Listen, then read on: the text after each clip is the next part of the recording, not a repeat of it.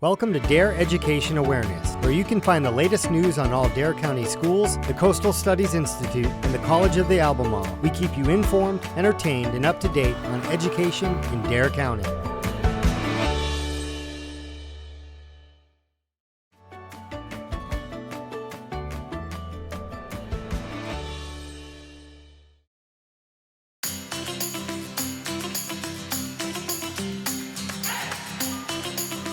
The HEROEC is a wave-powered desalination system. It's called the HEROEC because it's a hydraulic and electric reverse osmosis wave energy converter. The intent of this system is to produce drinking water from wave energy. So NREL, Jeanette's Pier, and Coastal Studies Institute have collaborated on this project because we all come at this with different expertise and different capabilities. So NREL has expertise in renewable energy technology development. Coastal Studies Institute has a lot of experience in deploying technologies in the ocean and understanding the harsh environment that we're operating in. And the folks at Jeanette's Pier provide us a great place to actually deploy these technologies. The Outer Banks is a great spot for testing wave energy devices because we have some downtime. We can actually put the devices in the water and recover them, but we also have some pretty good swells. So we have an opportunity to test the devices in a swell if they're generating energy, or even test them beyond to see how robust they are in some of the more extreme conditions. So we're really focused on these blue economy applications for marine energy. This is important for a couple of reasons. Number one, there are energy needs in the coastal area, what we call the blue economy. And if we want to meet our decarbonization goals and our energy goals for North Carolina, we need other renewables besides offshore wind and solar energy, and marine energy can play an important role in that. So how can we leverage marine energy? And so testing devices like this also allows us to advance the technologies and drive down the cost to produce the energy, and makes it competitive with offshore wind and solar. So the HEROEC is unique in that it's able to generate either electricity or just pump high pressure water through a reverse osmosis system. So it has two different modules, which is a unique wave energy converter. So I think wave-powered desalination has a lot of different opportunities to look forward to. In the near term, we can look at smaller applications with a shorter term turnaround, things like disaster response, for disaster recovery, where we need water for days, weeks at a time. After that, we're going to be looking at technologies for local communities, island communities, and other coastal areas that need clean water access, or maybe don't have the same infrastructure that we're used to in the continental United States. And as we understand that technology more and the technology matures and the costs come down, we're really targeting eventually have the ability to power municipal systems, provide drinking water for all coastal areas of all different scales. We've learned a lot through Waves to Water and the recent testing of the HEROEC device, and working with the European Marine Energy Center to build off this, use it as a learning experience, and continue to help support industry and our researchers in the program. We'd like to test the HEROEC again. We've already talked to NREL a bit about doing that for a longer term deployment. And we're also talking to some of the other Waves to Water competitors about going after some money to test their devices for longer term deployments at Jeanette's. We have lots of things going on at Jeanette's, not necessarily just the wave energy converters, but underwater turbines, biaxial turbines with folks at NC State. So we're hoping to grow our testing center in a more complete way with all different kinds of devices, microgrids, and learn to work with lots of different groups. Jeanette's Pier just makes an awesome platform because we have visitors. We have people fishing, we have kids there for camps, and so when we're testing, they get to see this technology firsthand. And that's critical, and it's really rewarding for me and for folks here at CSI just to be able to see the kids and others just asking questions and really interested in what we're doing.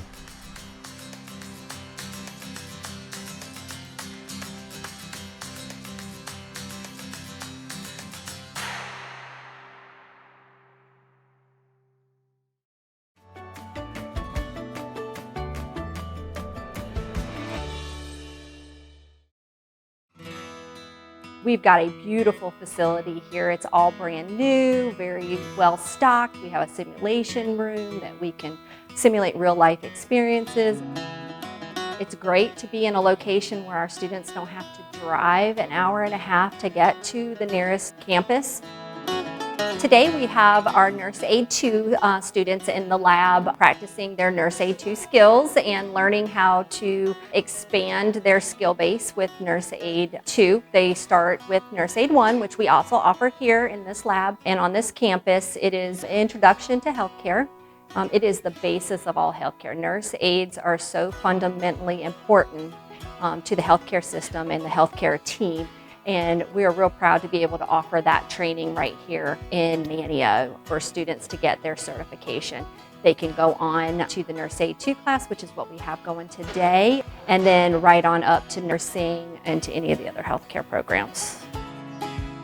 I'm currently a CNA 1 at the Outer Banks Hospital, and I am taking my CNA 2 to further my education to be able to help my fellow employees and possibly bridge over to an RN program. Students that come into Nurse Aid 1 really learn the skills of how to take care of residents, how to safely help them. Nurse Aid 2 steps that up another notch. It really expands their skill base into doing things such as catheters and helping with oxygenation in residents that may need a tube feed or complicated wound care and dressing changes. So Nurse Aid 2 just really opens up the resume for them, really gives them more opportunities for employment and can just really be an asset to the healthcare team.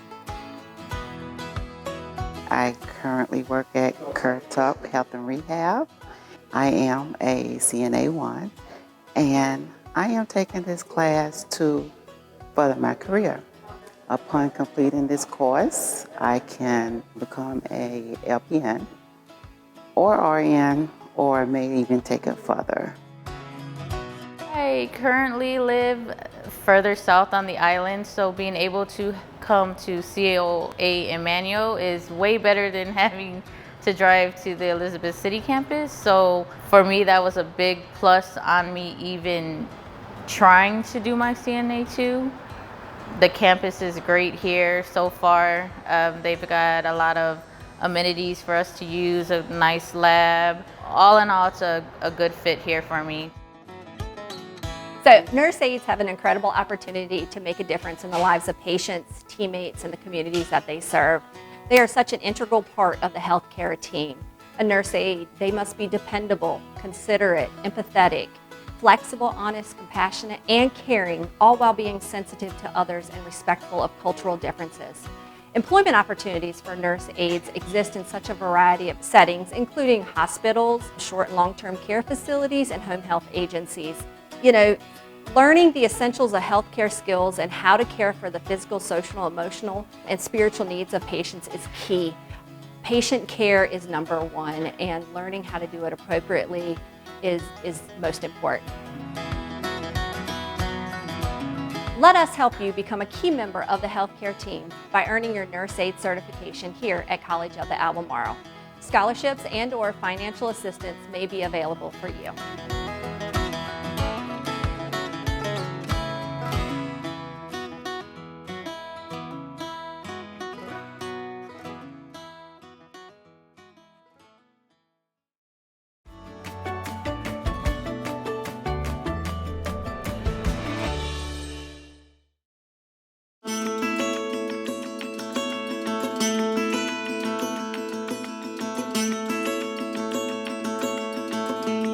Reese Lamberg is an amazing teacher. She is so well deserving of the honor of being District Teacher of the Year. I, for one, have been blessed to be around her for 3 years as a supervisor, where I've seen her grow as an EC teacher to a second grade classroom teacher, and the same theme presents itself, where she believes in all of her kids and is a champion for each of them. It was really emotional whenever I found out that I was Dare County Schools Teacher of the Year, because there are a dozen other people in this building who work just as hard as I do or harder than I do every day. And so it's kind of a weird balance of like being honored and saying, okay, what can I use this platform to help share? One of the things that I really think is cool about it and that I hope to be able to do is to bring more attention to foundational literacy and to be able to bring more attention to what parents can do at home. Whoever you are to a kid who's trying to read, there is something that you can do to help them learn to read. Things as simple as turning on the subtitles on your TV make a difference in kids' ability to read. Reading a book every night, and if you can't read the book to them, it doesn't matter. Look at the pictures and talk about it and make up a story as you go. I think that this is a really cool platform to get to share that with people and to get families to take pride and to feel confident in the fact that they can help their student learn to read. I've seen her step up and lead the MTSS process here at MES, where we really focus on the interventions that can help all kids.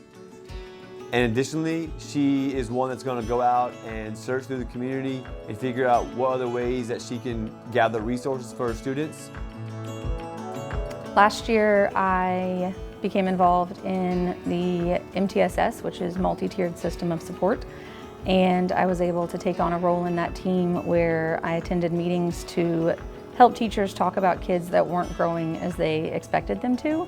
And that was a really cool experience because I was able to use things that I had learned from my time as an exceptional children's teacher and say, okay, these might be some strategies that can help address that gap.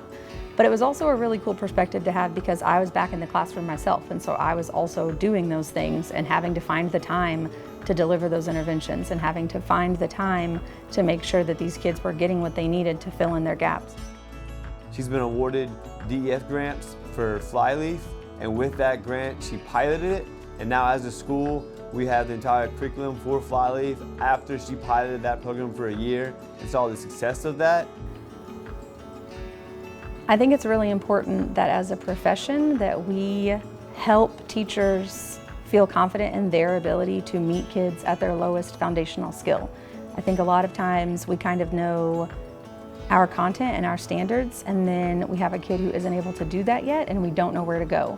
And so I think one of the biggest things that teachers need right now is support in how to find that information, how to practice that information, how to get feedback on delivering those interventions, and then just helping them build their confidence that I can meet this kid where he's at. I can find something that he's going to be able to grab onto and build knowledge from. I like for my classroom to feel welcoming. I want it to feel like someplace where kids want to be. I want it to feel safe. The leaves that are in my classroom, Mr. Greg has moved for me 3 times now. We have a lot of flexible seating. We have the couch. I try to make it, that area in the back, a place where we come together and we kind of sit together as a class, and it feels more like, okay, we are all together and we're having some time to get to know each other instead of just we're at school and we're learning a lesson and we're sitting in our desks. So one of the things that I really push for in my classroom is for every student in my room to know that they are capable of contributing to not only their learning, but to everybody else's learning in the room. And so that's one of the things that we work really hard on, is finding ways to make sure that every kid has something that they feel successful with and knows that they bring something to our classroom, which is one reason that I really love our phonics lesson every day, because every kid in that room knows some letter sounds. Even if they're not on grade level, they have a basis that they can come into that conversation, they can participate, they can be part of the lesson. And 9 times out of 10, they can find an error that somebody else made and they can be able to say, hey, this is why it's an E instead of an I. And they don't have to be the top kid in the class to be able to do that. It can be anybody in the class who can notice an error and help the person next to them fix it, which is just really cool to see kids build that confidence in themselves and also see like, okay, this isn't just about me learning, this isn't just about my progress, but I can help the person next to me grow and I can help the person next to me meet their goals too.